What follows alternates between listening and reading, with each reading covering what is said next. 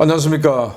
신인근의 쿠팡TV 시큐리티 뉴스입니다. 자, 오늘도 아주 중요한 안보 이슈 설명드리도록 하겠습니다. 우크라이나의 대반격 공세가 임박했다는 징후가 여러 곳에서 나오고 있는데요. 우크라이나 총참모장이 미 합참의장에게 이 대반격을 어떤 식으로 어떻게 하겠다라는 구체적인 작전 계획 방향성에 대해서 브리핑을 했다고 합니다. 그러면서 우크라이나 국내에 아주 대단한 군사 보안 조치, 업색을 걸었다고 하는데 어떤 소식인지 결국 이제 우크라이나의 대반격이 며칠 내로 이루어질 것 같다라는 소식 알려드리겠고요. 자, 그리고 이번 우크라이나 전쟁을 통해서 PMC, Private Military Company, 민간 군사기업, 바로 바그너 그룹 같은 그런 이 민간 용병회사 뭐 이런 것들이죠. 이 PMC에 대한 관심과 이해도가 아주 높아가고 있는데 우리 한국도 지금 출산율 저하, 병력 감소 이런 여러 가지 때문에 PMC 관련한 논의가 시작되었다라는 소식 알려드리겠습니다. 자, 그리고 가장 우리가 단결하고 경계해야 될 이슈인데 바로 중국의 선거 개입입니다. 이거 우리 이야기가 아니고 캐나다가 초당적으로 중국의 선거 개입에 지금 조사를 벌이고 있는데 실제적인 사례가 적시되었다고 합니다. 우리 선거 앞두고 있죠. 어떤 내용인지 보도록 하겠습니다. 신인근의 쿠팡TV 구독, 알림, 좋아요 눌러주십시오. 자, 오늘은 호국 보훈의 날, 이 시작하는 날이죠. 이 6월은 호국 보훈의 달입니다. 우리 자유 대한민국을 지키기 위해서 희생하신 여러 선배님들, 그리고 아버님들, 또 할아버님들, 이런 분들의 이 정말 숭고한 피, 땀을 결코 잊지 않고 우리 자유 대한민국을 꼭 지키겠다라는 말씀을 드리면서 이분들께 다시 한번 감사의 말씀을 이 자리에서나마 드리도록 하겠습니다. 첫 번째입니다. 국가의 명운이 걸렸던 지난 대선은 아슬아슬하게 이겼지만 다음 총선은 어려울지도 모르겠습니다. 중국이 서방 각국의 선거에 직접적으로 개입하고 있으며 이것이 선거 결과에 영향을 미친다는 정보기관 보고서가 나왔습니다.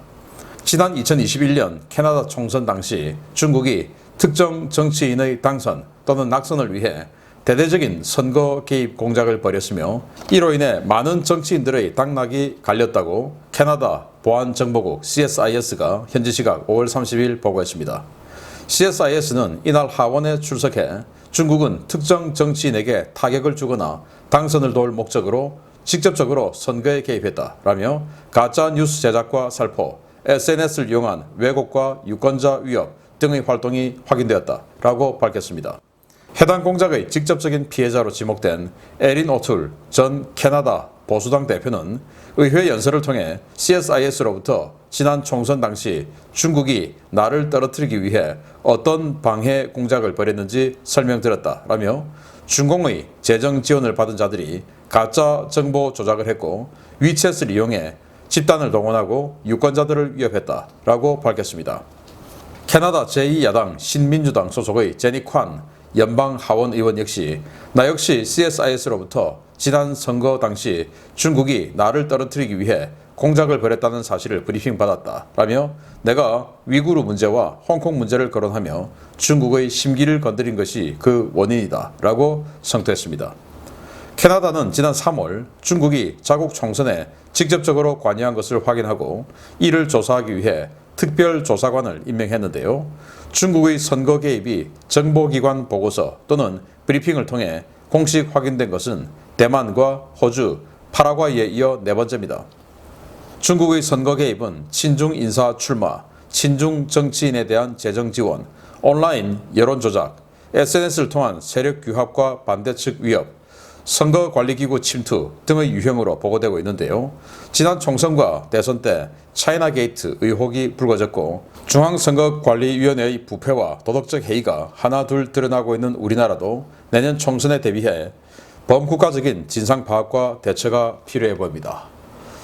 네, 우리 자유우파 진영에서도 부정선거 의혹을 이렇게 제기하는 사람들에 대해서는 마치 이단자, 쉽게 말하면 또라이 취급을 하는 이런 사조가 팽배해 있습니다. 왜냐?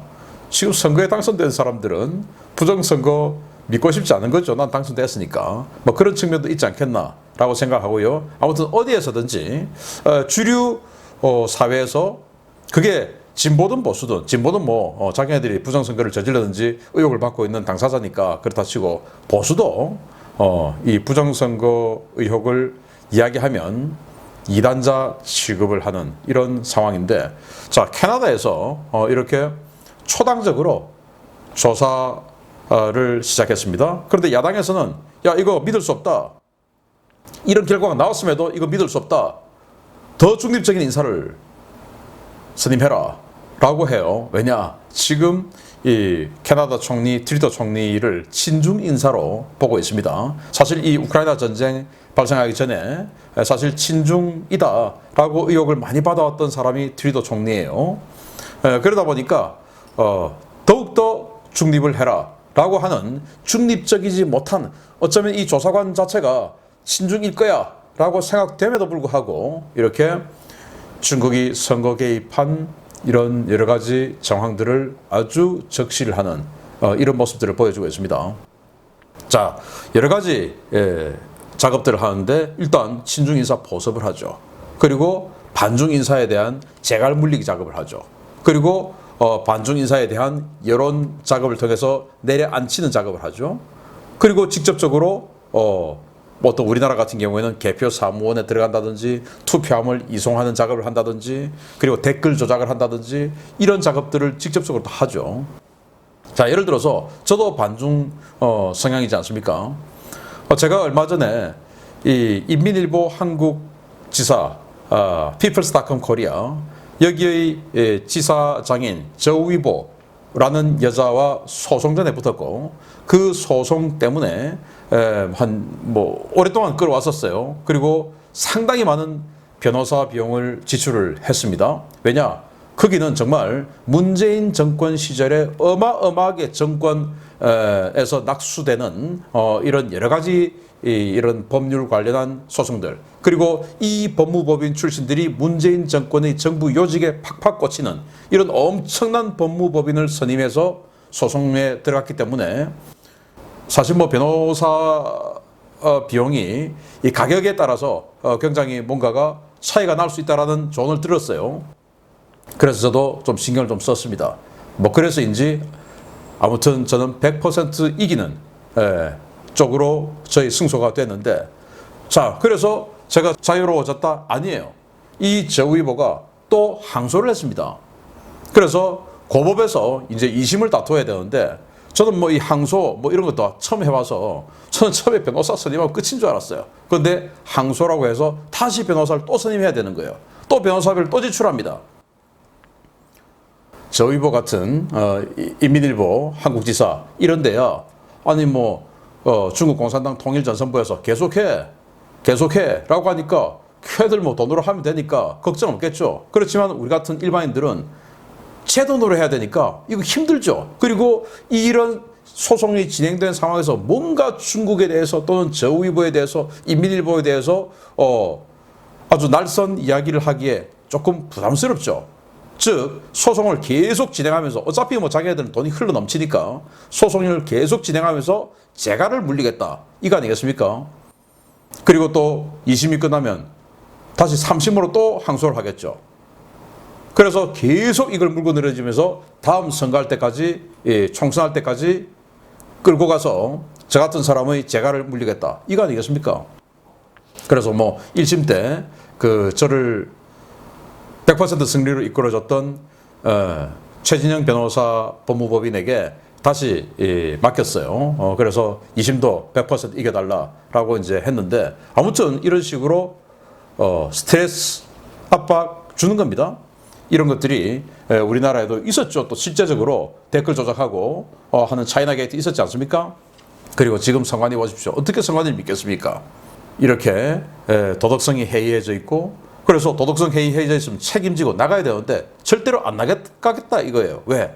7년 임기의 이 선관위원장 지금 내놓으면 다음 선거에 자기들이 하고 싶은 뭔가가 있을 수 있는데 그거 못하니까 안 나가겠다, 이거 아니겠습니까? 이런 자들 어떻게든지 나가게끔 만들어야 되는 거 아니냐. 방통위원장 그리고 선관위원장, 방통위원장은 지금 이제 면직을 했는데 선관위원장은 임기가 너무 많이 남았어요. 정말 우리가 다시 봐야 된다라고 생각을 하고 뭉쳐야 됩니다. 그리고 저도 꼭 승리해서 우리 자유 대한민국을 지키는데 일익을 담당하도록 하겠습니다. 병역난이 점차 심각해지고 있는 상황에서 우리나라도 한국형 민간 군사기업, 이른바 PMC 합법화에 대한 논의가 본격화되고 있습니다. 이미 선진국에서는 정말 많은 PMC가 활동하고 있는데요. PMC 합법화에 앞서 해결해야 할 과제가 산적한 것 같습니다. 국회 국방위원회가 5월 31일 국민의힘 한기호 의원 중심으로 국방혁신을 위한 민간 군사기업 활용 방안 세미나를 열고 한국형 PMC 도입에 대한 문제를 논의했습니다.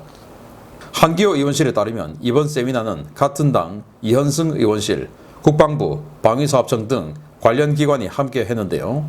이날 회의에서는 군사공급기업, 군사자문기업, 군수지원기업 세 유형의 PMC에 대한 논의가 있었습니다.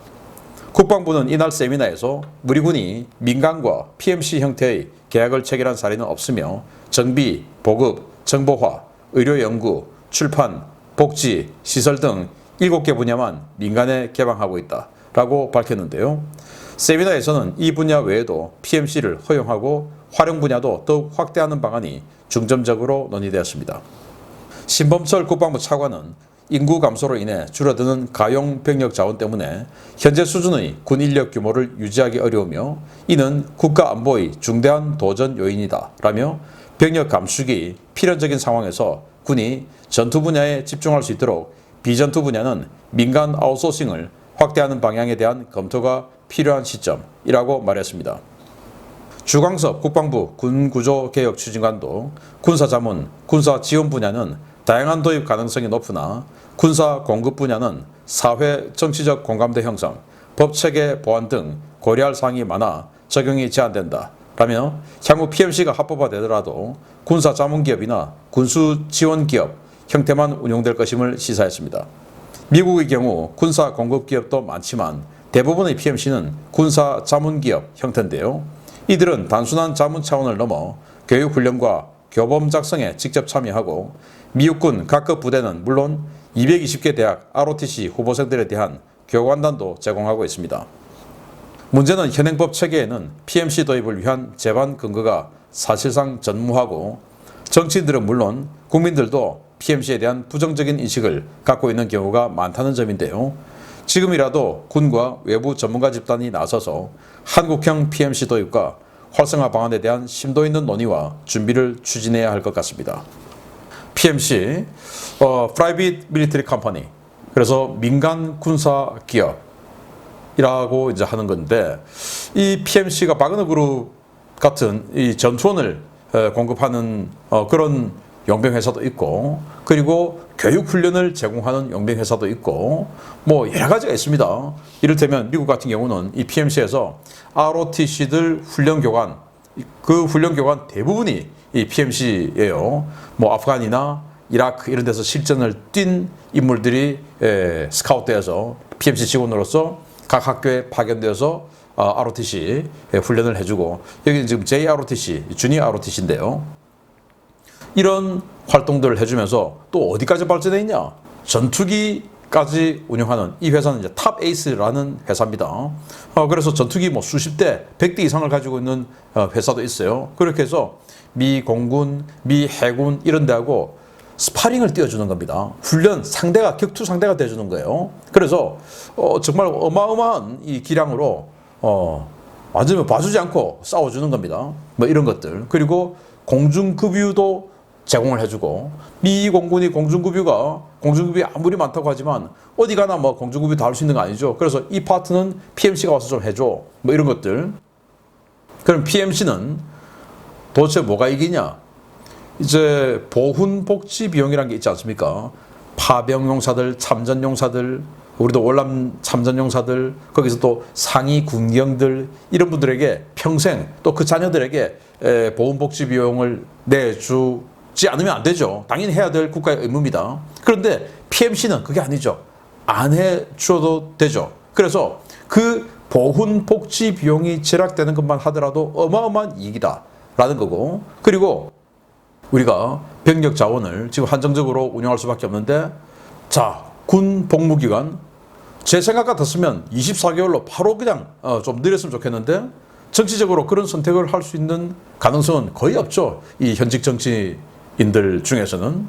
그렇기 때문에 그거 어떡하냐?